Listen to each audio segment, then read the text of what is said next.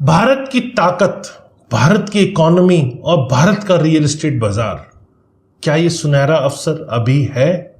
जिस हिसाब से करंट सिनेरियो है, जी हाँ, जिस हिसाब से इजराइल और ईरान का युद्ध है, ये अपने आप में इस समय रियल एस्टेट बाजार के लिए भी एक नई कहानी बना रहा है। जी हाँ, जैसा कि आप सब जानते हैं कि सीज फायर हुआ और फिर साथ साथ उसका उल्लंघन भी हो गया। दोनों आपस में फिर से अटैक के मोड में आ गए। तो आज दोस्तों इसी पर चर्चा करेंगे। नमस्कार दोस्तों, मैं हूं प्रदीप मिश्रा और आप देख रहे हैं प्रॉपर्टी मिश्रा शो। आज हम बात करने जा रहे हैं इजराइल ईरान कॉन्फ्लिक्ट में सीज वायर का वायलेशन और उसकी ताजा खबर, इसका भारत की इकोनॉमी और इंडियन रियल एस्टेट मार्केट पर क्या इमीडिएट और सीधा असर पड़ रहा है और लॉन्ग टर्म असर क्या पड़ सकता है। आज ये सब आपको बताएंगे। वीडियो में कहीं मत जाइएगा, लास्ट तक देखिएगा, क्योंकि यही एक चैनल है जो आपको ताज़ा खबरों से अपडेट करता है रियल एस्टेट की सिर्फ, जो आपकी इन्वेस्टमेंट को सेव करे, आपको इमीडिएटली क्या डिसीजन लेना है ये आपको पता चल पाए। वीडियो पसंद आए तो लाइक कमेंट शेयर जरूर कीजिएगा और फ्यूचर में रेगुलर आप ऐसे इंफॉर्मेटिव वीडियोस देखते रहे, इसके लिए आपको चैनल को सब्सक्राइब करना है। तो चलिए शुरू करते हैं। नमस्कार, मैं हूं प्रदीप मिश्रा। प्रॉपर्टी मिश्रा शो में आपका स्वागत है। यहाँ हम आपको प्रॉपर्टी और प्रॉपर्टी मार्केट की हकीकत बताते हैं। नो बकवास, डायरेक्ट काम की बात। चलिए शुरू करते हैं। सबसे पहले बात करते हैं करंट सिचुएशन की। जी हाँ, सीज फायर हुआ और फिर उसका उल्लंघन भी हो गया और इससे ऑयल मार्केट पे भी बहुत बड़ा फर्क पड़ रहा है। इजराइल और ईरान के बीच अभी सीज फायर हुए 24 घंटे भी पूरे नहीं हो पाए थे कि फिर से सीज फायर का उल्लंघन शुरू हो गया और अब रिपोर्ट्स आ रही हैं कि दोनों तरफ से सीज वायर का उल्लंघन बहुत तेज गति से हो रहा है। बॉर्डर एरियाज में फिर से मिसाइल अटैक की खबरें आ रही है, जिससे वेस्ट एशिया में टेंशन अब फिर से बढ़ गया है। इस डेवलपमेंट के बाद ग्लोबल ऑयल प्राइसेस में फिर से हल्की तेजी देखने को मिली है और मार्केट में थोड़ी नर्वसनेस है इस टाइम पे। स्ट्रेट ऑफ हॉर्मुज पर फिर से सप्लाई चेन रिस्क की आशंका बढ़ गई है। हालांकि अभी तक कोई मेजर डिस्ट्रप्शन नहीं हुआ है, लेकिन सबसे बड़ी बात यह है कि वो एक ऐसा रूट है जो करीब करीब 20 से 30% के आसपास ऑयल सप्लाई उसी रूट से होकर गुजरती है। तो इससे पूरे वर्ल्ड पे फर्क पड़ सकता है और अगर वर्ल्ड पे फर्क पड़ेगा तो कहीं ना कहीं सब थोड़ा थोड़ा उससे इम्पैक्टेड होंगे।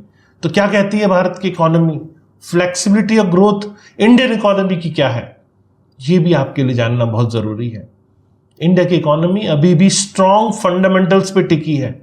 मार्च 2025 क्वार्टर में 7.4% ग्रोथ और पूरे साल 6.5% जीडीपी ग्रोथ के टारगेट मेंटेन हुए हैं। गवर्नमेंट और आरबीआई की प्रोएक्टिव पॉलिसीज जैसे कि रीसेंट रेपो रेट का कट होना, लिक्विडिटी मेजर्स का लेना इकोनॉमी को सपोर्ट दे रहा है कहीं ना कहीं। इंडिया के पास अभी भी डाइवर्सिफाइड ऑयल इंपोर्ट सोर्सेज हैं। जैसा कि आप सब जानते हैं, रूस से तेल आया था, सैंक्शंस के बावजूद भी आया था। तो इंडिया के पास ऐसे डाइवर्सिफाइड ऑयल इंपोर्ट सोर्सेज हैं, जिससे शॉर्ट टर्म ऑयल प्राइस में किसी टाइप की इंस्टेबिलिटी का असर थोड़ा सा कम दिखेगा। मतलब मेरे को लगता है कि लिमिटेड ही रहेगा। इंफ्रास्ट्रक्चर इन्वेस्टमेंट और डोमेस्टिक कंजम्पशन इंडिया की ग्रोथ को बफर देते हैं, जिससे ग्लोबल शॉक्स का असर कम होता है। मैं ये नहीं कह रहा बिल्कुल नहीं होता है, लेकिन होता है तो कम होता है। इंडियन रियल एस्टेट मार्केट को थोड़ा सा और विस्तार पूर्वक बताता हूँ आप।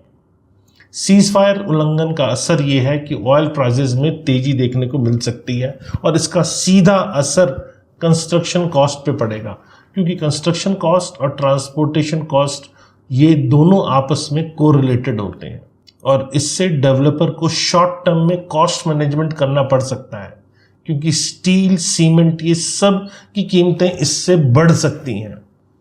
बायर सेंटिमेंट भी कहीं ना कहीं आप देखें तो हल्का असर दिख सकता है, खासकर लग्जरी और हाई टिकट सेगमेंट में, जहां लोग वेट एंड वॉच मोड में जा सकते हैं। अगर ये कंटिन्यू रहा तो वैसे इसे कंट्रोल करने के चांसेस पूरे हैं, क्योंकि जब अमेरिका इसमें कूद पड़ा तो पॉसिबिलिटी है कि इसे कंट्रोल कर लिया जाए। लेकिन अभी जो स्थिति दिख रही है, मैं उसी हिसाब से आपको बता रहा हूं।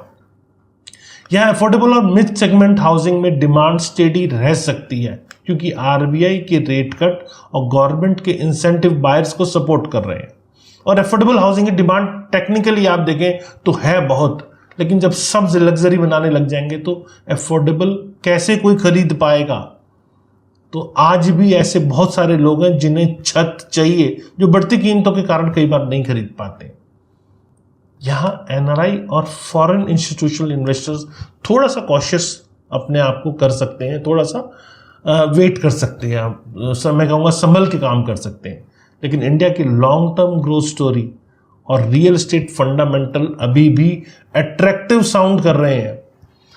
टीयर 2 टीयर 3 सिटी की बात कर लेते हैं। जी हाँ, इनमें हाउसिंग डिमांड और प्राइस स्टेबिलिटी मुझे लगता है बनी रहेगी, क्योंकि वहाँ की डिमांड जो है वो डोमेस्टिक ड्रिवन है। छोटे शहरों तक जो कनेक्टिविटी हुई है, जो इंफ्रा डेवलपमेंट हुआ है, इस कारण से छोटे शहरों में भी अच्छी खासी डिमांड देखने को मिली है।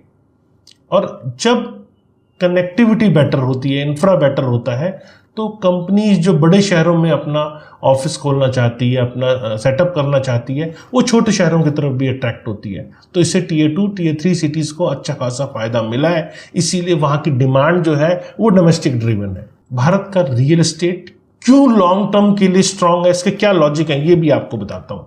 जी हाँ, सीजफायर उल्लंघन से शॉर्ट टर्म इंस्टेबिलिटी आ सकती है, लेकिन इंडिया की डाइवर्सिफाइड ऑयल स्ट्रेटेजी और स्ट्रांग डोमेस्टिक डिमांड से मार्केट को लॉन्ग टर्म में सपोर्ट मिलेगा। आरबीआई की सपोर्टिव पॉलिसीज और गवर्नमेंट की इंफ्रा स्पेंडिंग से इकोनॉमी और रियल एस्टेट सेक्टर को कुशन मिलता रहेगा। वैसे रियल एस्टेट सेक्टर में ट्रांसपेरेंसी, डिजिटलाइजेशन और रेगुलेटरी रिफॉर्म से इन्वेस्टर्स का ट्रस्ट बढ़ा है। अर्बनाइजेशन हो या जॉब क्रिएशन हो या राइजिंग मिडिल क्लास से हाउसिंग डिमांड बढ़ी है। जो एक्चुअल रहने की घर की ज़रूरत है वो बढ़ी है। मैं luxury, temporary, short term investor mindset हो सकता है, लेकिन आज भी लोगों को घर रहने के लिए चाहिए और पॉकेट फ्रेंडली चाहिए। तो ग्लोबल इन्वेस्टर्स इंडिया के लॉन्ग टर्म पोटेंशियल को नज़रअंदाज नहीं कर सकते, इसीलिए स्ट्रेटेजिक इन्वेस्टमेंट यहाँ बनी रहेगी। ये मेरे को लगता है, ये मेरे ओपिनियन है। आपके क्या ओपिनियन है ये भी मुझे जरूर बताइएगा कमेंट में, क्योंकि कमेंट करते रहिए जिससे बाकी व्यूअर्स जो देख रहे हैं वो भी आपके व्यूज़ पढ़ सकें। और मैं कहूँगा व्यूअर्स आप कमेंट सेक्शन में जाके बाकी सबके व्यूज़ भी पढ़ें, क्योंकि बहुत एक ऐसा टॉपिक है जो real estate point of view से बहुत इंपॉर्टेंट है। क्योंकि सीज फायर के उल्लंघन से शॉर्ट टर्म अनसर्टेनिटी मुझे ज़रूर दिख रही है, लेकिन भारत की ताकत, इकोनॉमी और रियल एस्टेट मार्केट का लॉन्ग टर्म फ्यूचर मुझे ब्राइट दिखता है। अभी इस टाइम जो इंडिया पाकिस्तान का वॉर हुआ था उस समय भी कहीं थोड़ा सा शॉर्ट टर्म में डिस्ट्रप्शन नज़र आया था, लेकिन जल्दी उसे ख़त्म कर लिया गया और फिर वो रिवाइवल की स्टेज पे चला गया। तो इंडिया की इकोनॉमी फ्लेक्सिबल है, ऑयल सप्लाई डाइवर्सिफाइड है और डोमेस्टिक डिमांड स्ट्रांग है। यही फैक्टर्स रियल एस्टेट मार्केट को लॉन्ग टर्म के लिए सुपर एक्टिव बनाते हैं। कैसी लगी आपको ये एनालिसिस? अगर वीडियो पसंद आया तो लाइक, कमेंट, शेयर ज़रूर करें और फ्यूचर में रेगुलर ऐसे इंफॉर्मेटिव वीडियोस देखते रहें। इसके लिए चैनल को आपको सब्सक्राइब करना है। मिलते हैं अगले वीडियो में। नमस्कार और जय हिंद।